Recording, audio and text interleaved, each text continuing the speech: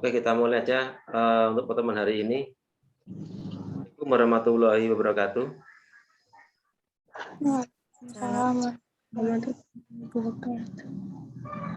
Selamat pagi anak-anak semua. Puji-puji syukur marilah kita panjatkan kehadirat Allah Subhanahu wa taala yang mana pada pagi hari ini kita masih bisa berkumpul di acara daring Zoom meeting Mapel Fisika.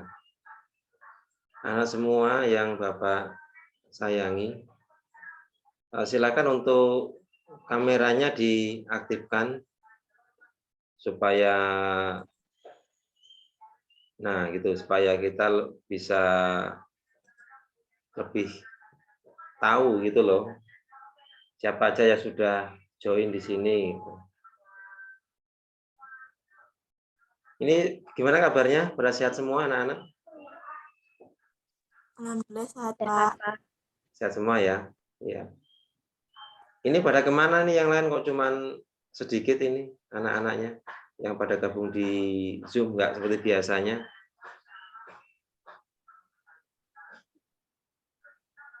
Apa masih ada kesibukan lain atau nggak ada pakai data ini? Ya nanti untuk daring pagi ini nanti setelah kita Zoom nanti insya Allah materinya akan Bapak untuk Zoom-nya akan Bapak upload di YouTube ya, di YouTube supaya nanti anak-anak yang belum sempat mengikuti Zoom ini bisa melihat materinya yang Bapak sampaikan di Zoom ini. Untuk tugas hari ini nanti semua ada di GC, semua ada di Google Classroom. Silahkan kalian nanti buka Google Classroom-nya, jangan lupa absen terlebih dahulu. Kalau sudah absen nanti kalian kerjakan soalnya, gampang kok soalnya, asal kalian baca literasinya, modulnya, insya Allah kalian nanti akan paham. Dan untuk materi kita hari ini, kita akan belajar materi tentang gerak. Mungkin gerak ini sudah kalian pernah pelajari di SMP ya, waktu SMP kelas 8 kalau nggak salah itu kan sudah ada materi gerak. Ya kita akan mengingat kembali untuk materi gerak yang ada di SMK ini. Nah untuk materi modulnya nanti yang Bapak upload di Google Classroom, silahkan kalian baca-baca sambil dirangkum. Artinya kalau kalian sambil merangkum otomatis secara nggak langsung kalian sambil membaca. Tapi kalau cuman materinya disimpan di handphone ya nggak tahu kapan membacanya. Syukur kalau kalian ada komputer di rumah itu di print juga boleh. Malah lebih bagus di print. Jadi di print sambil dibaca jadi kan ada ada materi modulnya. Terus sambil dipelajari materinya yang sudah Bapak sampaikan ini. Terus untuk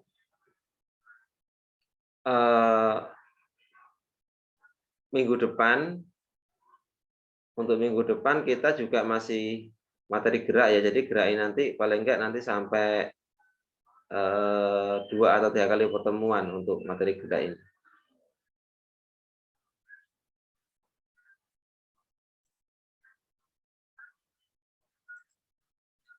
Nah ini akan Bapak tampilkan materinya. Kebaca ya materinya ya. Di komputer kebaca Mbak ya.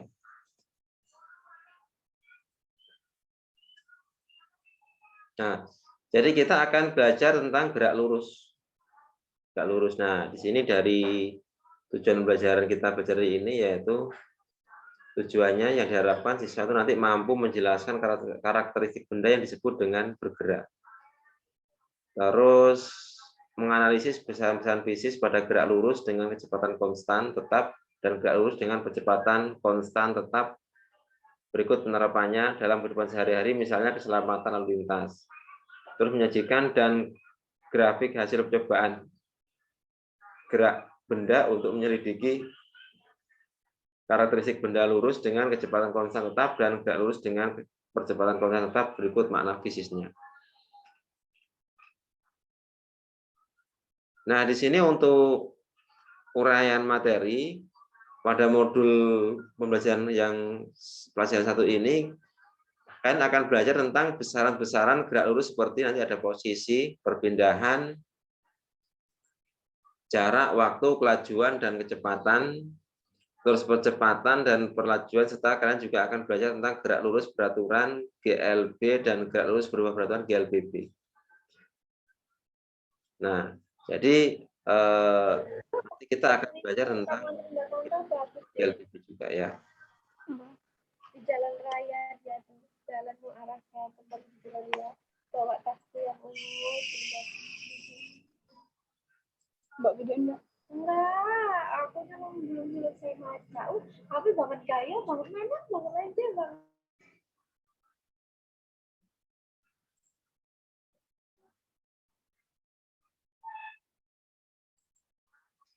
Nah, di sini kita akan belajar apa itu gerak. Dalam aktivitas kita sehari-hari kita kita tidak pernah terlepas dari yang namanya gerak ya.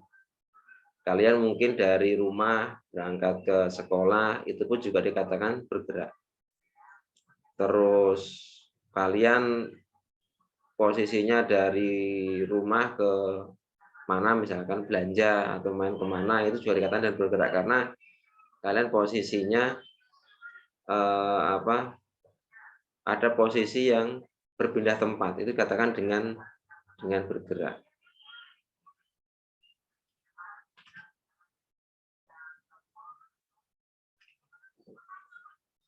Nah, di sini untuk pengertian gerak sendiri ini ada sebuah contoh ya. Misalkan batu-batu di pinggir jalan diam terhadap jalan kecuali jika ditendang oleh kaki maka di sebelah tersebut akan bergerak. Itu juga termasuk gerak juga ya. Rumah-rumah di sekitar kita diam terhadap pohon-pohon di sekelilingnya. Seorang berlari pagi di taman dikatakan orang tersebut bergerak terhadap jalan, batu-batu untuk rumah-rumah maupun pohon-pohon yang dilewatinya dan masih banyak lagi. Jadi apa yang disebut gerak itu?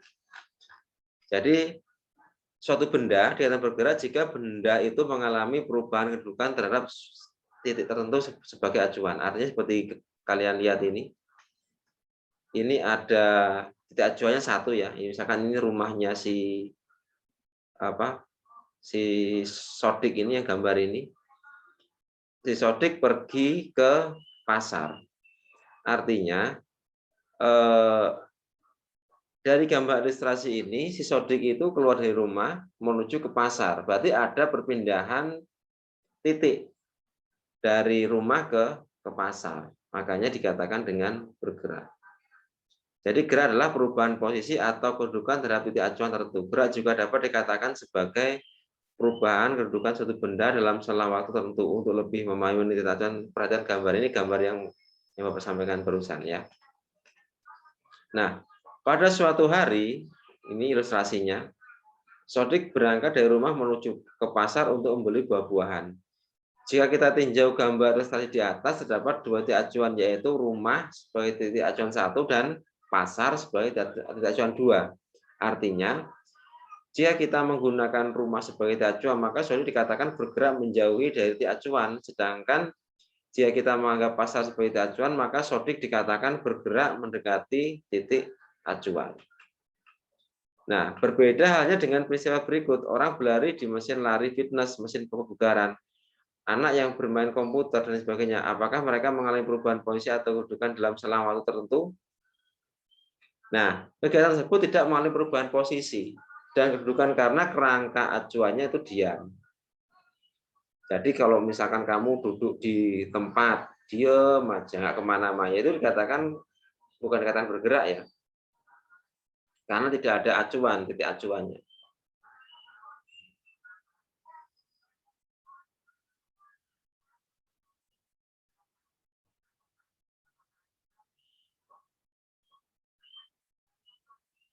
Nah, di sini penempatan kerangka acuan dalam peninjauan gerak merupakan hal yang sangat penting, mengingat gerak dan diam itu mengandung pengertian yang relatif. Sebagai contoh, ada seorang yang duduk di dalam kereta api yang sedang bergerak dapat dikatakan bahwa orang tersebut diam terhadap kursi yang didudukinya dan terhadap kereta api tersebut, namun orang tersebut bergerak relatif terhadap stasiun maupun terhadap pohon-pohon yang dilewatinya.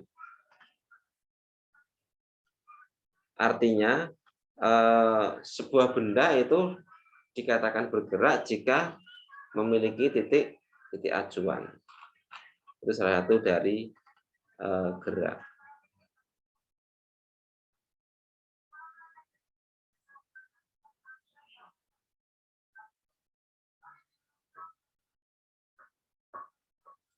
Terus yang C kita masuk ke jarak dan perpindahan. Nah, di sini misalkan jarak perpindahan mempunyai pengertian berbeda. Misalkan Kira berjalan ke barat sejauh 4 km dari rumahnya. Kemudian 3 km ke arah timur. Berarti Kira sudah berjalan menempuh jarak jarak 7 km dari rumahnya. Sedangkan perpindahannya sejauh 1 km. Ini ada gambar di 3A. Nah, untuk melihat perpindahan dari Kira ini, kita menghitung dengan menggunakan rumus Pitagoras. Ini pada gambar ini.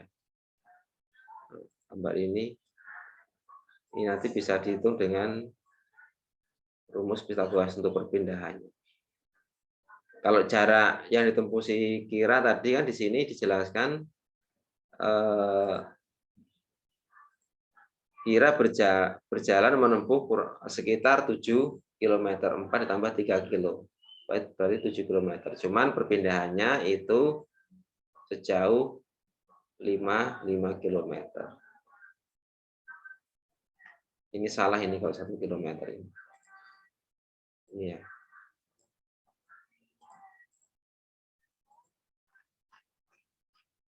Terus berikutnya kita masuk ke kecepatan dan kelajuan. Nah, istilah kecepatan kelajuan dikenal dalam perubahan gerak. Kecepatan termasuk besaran vektor. Sedangkan kelajuan merupakan besaran skalar. Nah, di sini besaran vektor memperhitungkan arah gerak, sedangkan besaran skalar hanya memiliki besar tanpa memperhitungkan arah gerak benda.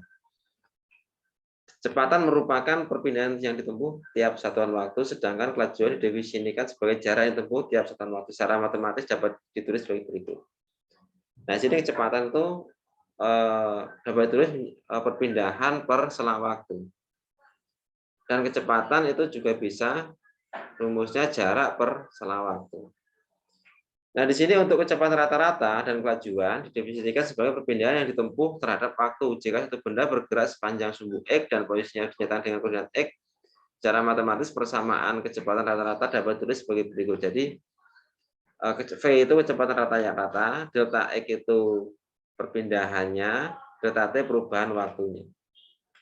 Nah, sedangkan untuk kelajuan rata-rata ini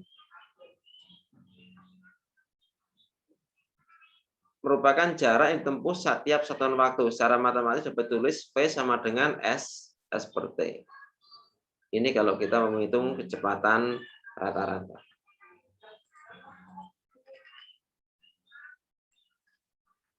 Terus ada juga kecepatan sesaat. Sesaat merupakan kecepatan benda pada saat tertentu. Kecepatan inilah yang ditunjukkan pada jarum speedometer. Ini biasanya ada di jarum speedometer kecepatan saat ya.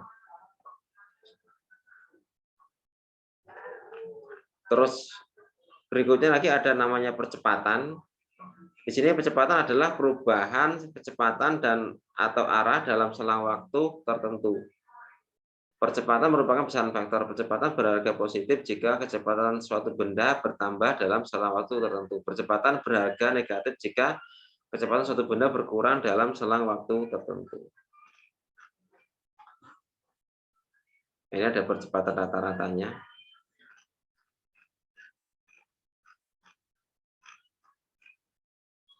Nah, ini ada sebelum kita lanjutkan ke contoh soal. Dari gerak ini kira-kira ada yang mau ditanyakan? Silahkan yang mau ditanyakan. Sebelum kita lanjutkan materinya.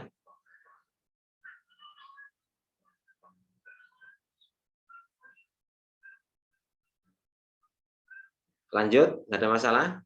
Ya, kita lanjut ya.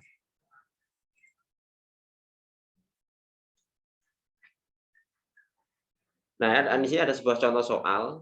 Misalkan seazril berlari ke timur sejauh 24 meter selama 14 detik. Lalu berbalik ke barat sejauh 12 meter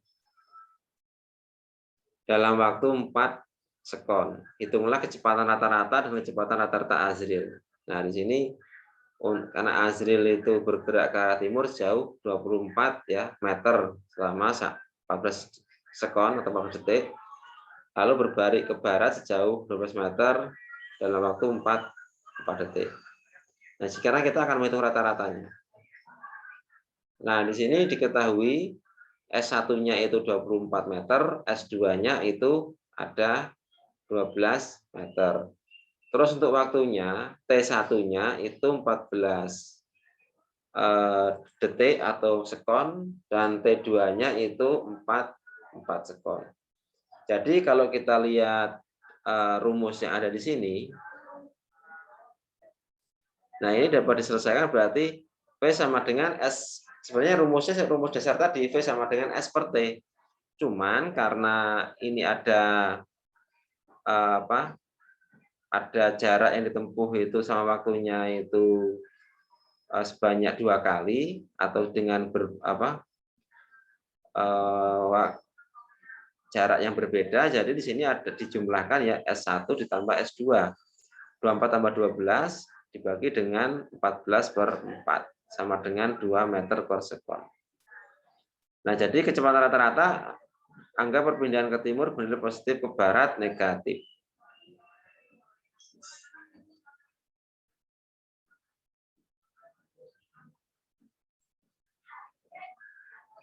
Terus untuk kecepatan rata-ratanya V sama dengan delta S per delta T. Nah, karena tadi itu perpindahan ke timurnya itu bernilai positif, sekarang yang ke baratnya bernilai negatif, berarti 24 dikurangi 4, 14 kurangi 4 sama dengan 10/8. 8 itu kalau misalkan disederhanakan menjadi 1,25 meter per sekon. Nah, ini berarti hasilnya 1,25 meter per sekon.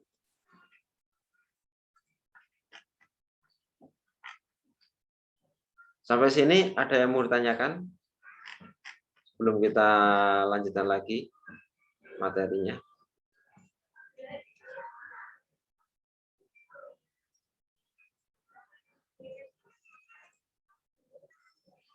Silakan Mbak yang mau tanyakan. Lumayan banyak lah, ini ada 10 anak yang bergabung. Silakan, ada yang mau tanyakan?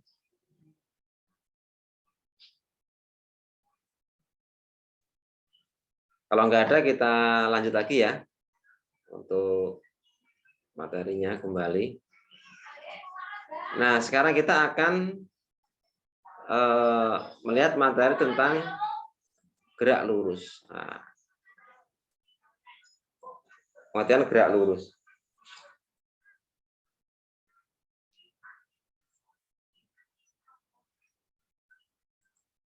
Bentar, ini Bapak.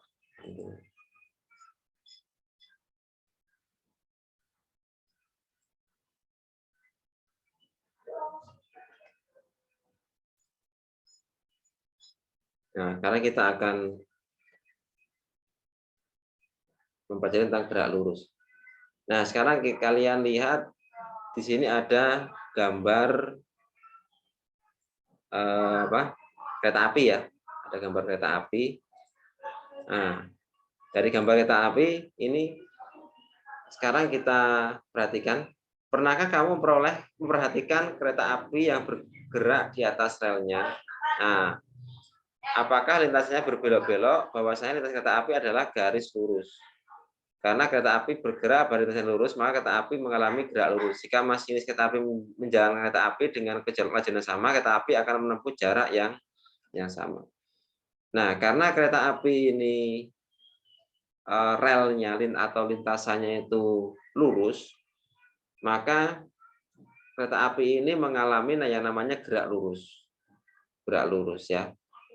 Gerak lurus beda dengan kendaraan yang ada di lintasan jalan raya. Kalau di jalan raya itu masih ada tikungan dan lain-lain, berarti bisa dikatakan bukan gerak lurus. Nah, benda yang bergerak dengan kecepatan tetap dikatakan melakukan gerak lurus beraturan. Jadi syarat benda bergerak lurus beraturan apabila gerak benda menempuh lintasan lurus dan kelajuan benda tidak berubah. Nah, itu dikatakan dengan gerak lurus. Nah, setelah gerak lurus ini nanti ada namanya gerak lurus beraturan. Nah, ini namanya gerak lurus beraturan. Gerak suatu benda pada lintasan yang lurus di mana pada setiap selang waktu yang sama benda tersebut menempuh jarak yang sama. Gerak suatu benda pada lintasan yang lurus dengan kelajuan tetap. Pada gerak lurus beraturan, benda menempuh jarak yang sama dalam selang waktu yang sama pula. Sebagai contoh, mobil yang melaju menempuh jarak 2 meter dalam waktu 1 detik, maka 1 detik berikutnya menempuh jarak 2 meter lagi. Begitu seterusnya. Dengan kata lain, perbandingan jarak dengan selang waktu selalu konstan atau kecepatannya konstan. Nah, ini. Jadi kalau gerak lurus beraturan atau GLB ini memiliki kecepatan yang konstan. Di sini ada grafiknya V sama T ya. Grafik VT menunjukkan hubungan antara kecepatan V dan waktu tempuh T suatu benda yang bergerak lurus. Berdasarkan grafik tersebut, coba saudara tentukan berapa besar kecepatan benda pada saat T-nya itu 0. T-nya 1, T-nya 2. Jadi kecepatannya berapa? Kita dapat diketahui bahwa pada gambar 2 di atas, kecepatan benda sama dari waktu ke waktu, yakni 5 meter per sekon. Jadi karena benda itu dikatakan bergerak lurus, maka gerak lurus beraturan, maka benda itu dikatakan dengan waktunya yaitu 5 meter per sekon.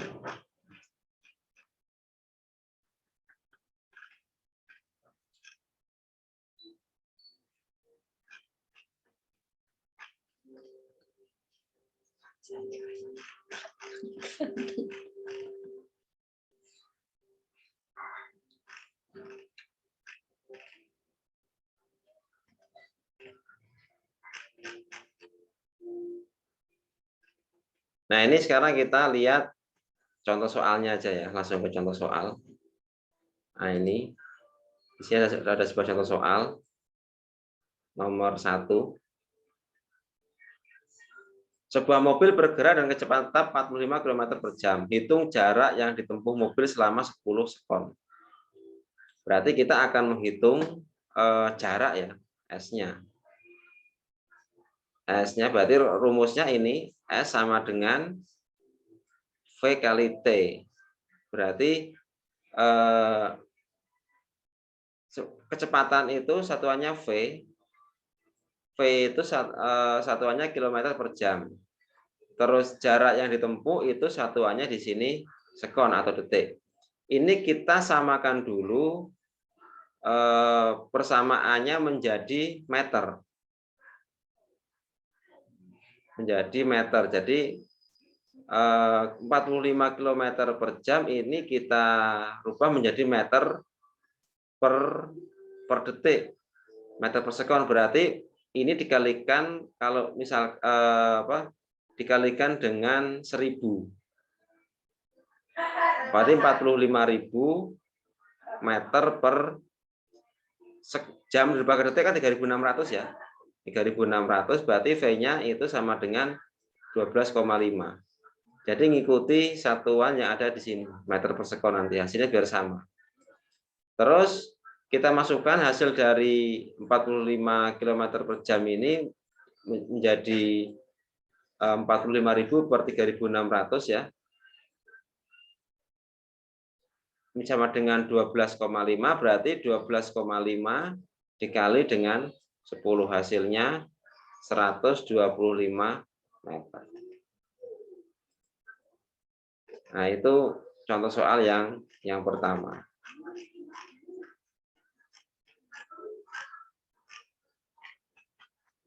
Sampai sini ada yang mau tanyakan? Silahkan.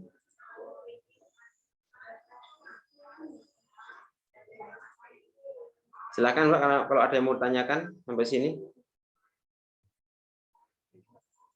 Nah, untuk tugasnya sudah ada di Google Classroom. Silahkan kalian habis ini nanti akan langsung Bapak posting ya. Bapak rilis tugasnya.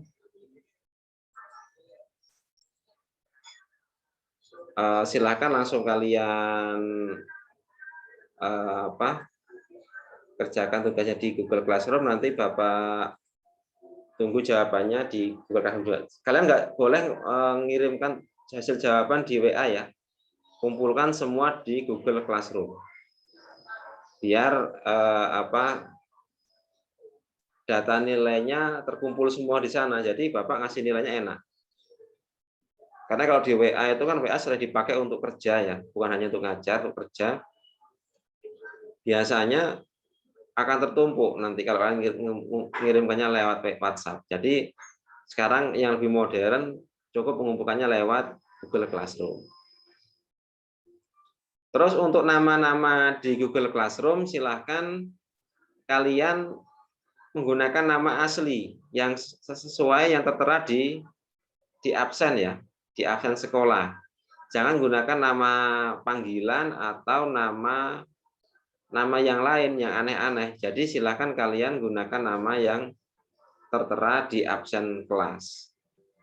Supaya Bapak nanti ngecek nilainya gampang.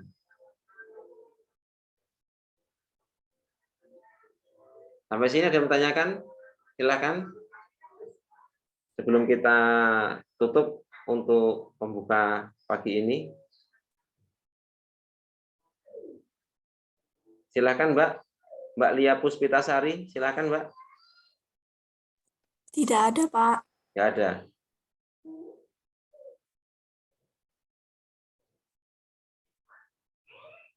Ini Mbak Ambar Hena. Mbak Ambar rumahnya mana Mbak?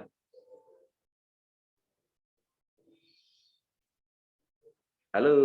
Wah, orangnya kemana? Raman Utara, Pak. Lampung Utara? Raman Utara. Oh, Utara. Oh, Raman Utara ya. Iya. Iya. Kelas 10 ini Bapak belum pernah ketemu langsung ya. Jadi ya gimana lagi karena posisinya memang sedang pandemi dan sekolah dilarang untuk dilarang untuk tatap muka, jadi semuanya harus daring. Jadi harapan Bapak ya meskipun kita daring, seenggaknya kalian udah mendapatkan materi ya, bisa tersampaikan. Nah di sini Bapak menggunakan modul PJJ. Modul itu nanti Bapak pakai paling enggak sampai 2 atau 3 kali pertemuan. Nah silakan modulnya nanti kalian rangkum ya. Ya nanti untuk materi yang tadi itu bisa kalian rangkum sampai halaman ini aja, sampai halaman 15. Tapi jangan semua ya, jangan semua.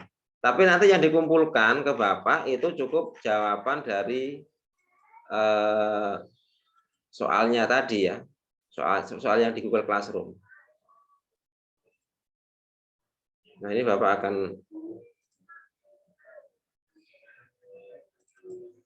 ini.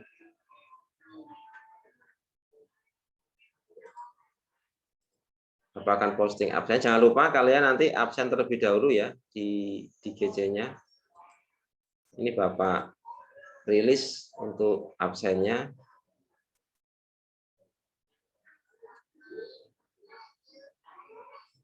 Tugas Bapak tunggu sampai jam 3 sore. Nah ini nanti di sini ada modulnya, ada soalnya.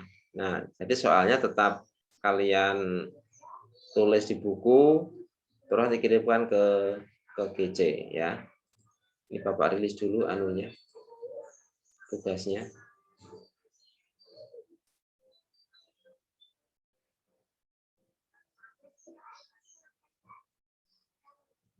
Nah udah, tugasnya udah rilis semua. Silahkan kalian nanti kalian buka. Kalau misalkan jaringan di rumahnya kurang bagus, kalian bisa mengirimkannya nunggu jaringannya bagus dulu nggak apa-apa. Karena kalau pakai GC itu memang jaringannya harus benar-benar bagus ya. Kalau jaringannya kurang bagus, memang kadang-kadang saat kalian ngirim itu nanti bisa kosong ya. Saat kalian ngirim itu biasanya akan kosong, lampirannya nggak ada. Jadi solusinya bisa dengan kalian cari sinyal dulu yang bagus, baru nanti dikirimkan. Ya kalian bisa bergeser lah ya. Kalau bisa tuh menggunakan operator selulernya ini yang bagus, bukan yang murah. Syukur murah dan bagus di rumahmu ya. Jadi yang jaringannya bagus di rumahmu. Kalau misalkan murah tapi nggak bisa dipakai ya percuma. Tapi syukur kalau di rumahmu gitu jaringannya bagus dan murah. Nah itu suatu kelebihan ya, alhamdulillah. Itu sebuah rezeki. Jadi kalau bisa upayakan jaringannya gunakan operator yang paling baik lah jaringannya di rumahmu. Kalau sekarang kan untuk jaringan operator seluler ini semua udah 4G semua ya, semua udah 4G bahkan sampai ke desa-desa udah 4G semua. Yang penting tinggal di rumahmu sinyalnya tinggal bagus enggak sinyalnya. Kalau sinyalnya bagus ya pasti akan kencang. Sampai sini kalau ada yang bertanyakan sebelum kita tutup? Nggak ada? Oke, kalau emang nggak ada, kita lanjutkan lagi minggu depan. Insya Allah kita minggu depan lagi masih menggunakan Zoom ya. Nanti untuk waktunya akan Bapak sampaikan lagi sama linknya di grup WhatsApp. Terima kasih atas partisipasinya kalian bergabung di Zoom ini.